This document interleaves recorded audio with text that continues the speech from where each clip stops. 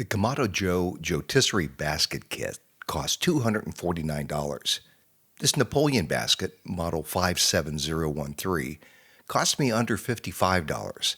Today we find out if you can get a basket for $55 that can do the job. Stick around to the end.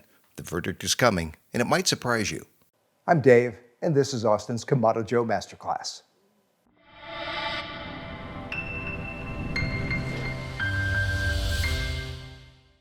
Let's start with what actually separates these two baskets and whether those differences matter in practice.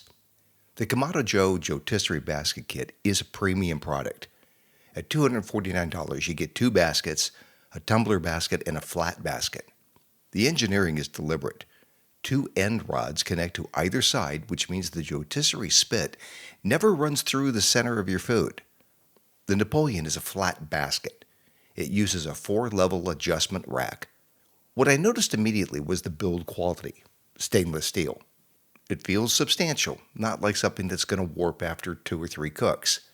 It's also dishwasher safe, which we'll put to the test later in this video. Load your food, slide the top panel in, and lock it at the depth you need. The key difference? This basket uses the Joetisserie rod itself as the central axis. The rod runs through the center of the basket. That sounds like a design compromise, but is it? Having the center of the basket clear of a rod only matters for larger cuts, like a pork shoulder. For wings, vegetables, and potatoes, it simply does not affect the result. Now let's talk fire setup. I use a kick-ash basket in my Kamado Joe.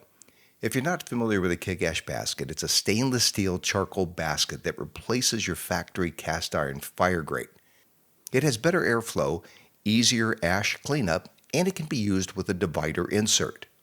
A link is in the description and pinned comment. I set up my kick-ash basket with the divider. Then I loaded the back half of the basket with charcoal.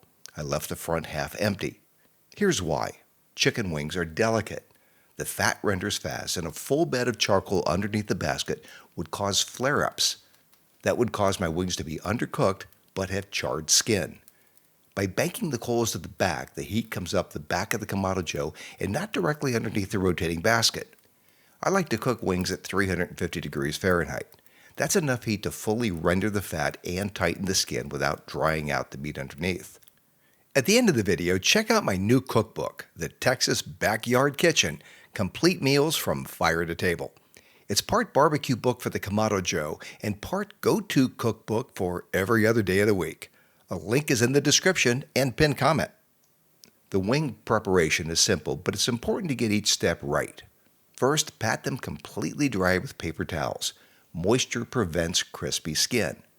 Second, season the wings a few hours ahead or the night before with a little kosher salt and black pepper. Leave them uncovered in the refrigerator.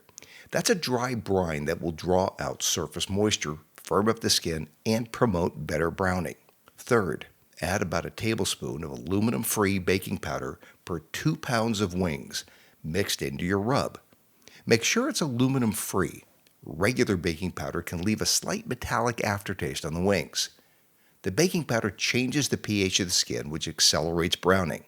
If you've never tried it on wings, you'll notice a big difference immediately. Don't use rubs with a lot of sugar.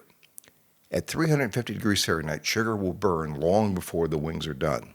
Fourth, thread the Joetisserie rod through the basket before filling it with wings.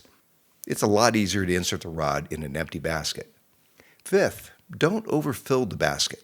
If you overfill it, you'll have a compressed mass that browns on the outside and steams in the middle. This basket held 3.5 pounds of wings without crowding them. I made 2 layers of wings and locked the top panel down on the top of the wings. I could have set the top panel at the uppermost setting, which would have allowed the wings to tumble. In my experience, wings are too fragile to tumble in a basket. They just get beat up and a lot of the crispy skin gets knocked off if they tumble. Once the latch was secure, it held through the entire cook. I never worried about it coming open while the wings were cooking. If you want to take those wings up one step further, brush them with a little melted duck fat halfway through the cook. You certainly don't need it. The basket produces crispy wings without it. But if you really want great color, it's a small step that makes a big difference. Cook the wings for about an hour at 350 degrees Fahrenheit. The result? Crispy skin, tender meat, evenly cooked on every surface. And honestly, the biggest compliment I can give this basket is that after about 10 minutes, I completely forgot I was testing it. I just watched the wings cook. After the cook, I knocked off the larger debris and ran the basket through the dishwasher. Some of the burned-on carbonized grease did not come off. That's entirely expected at high heat over live fire.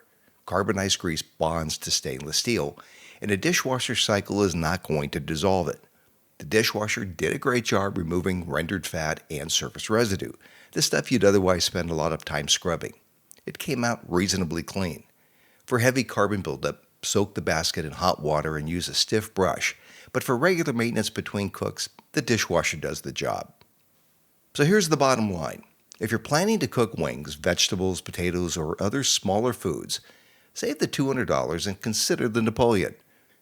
The build quality is solid, the adjustment system works, and the airflow design delivers even browning across every surface. At least with chicken wings, I couldn't see a $200 difference. A link is in the description and pinned comment. If you want maximum versatility, including the tumbler basket for larger cuts, the Kamado Joe kit is worth its premium price. If you use the Napoleon basket on your Kamado Joe, or if you made the jump to the Kamado Joe kit, leave a comment and tell me about it. I invite you to check out my Kamado Joe Owner's Handbook. This is a 100-plus page book that I've written that covers everything you need to know about operating the Kamado Joe. It includes setup, seasoning, temperature control, troubleshooting, maintenance, and a lot of pro tips and techniques. Hey, if you liked the video, let me know, and please subscribe and turn on notifications. And watch my Kamado Joe 101 playlist right now.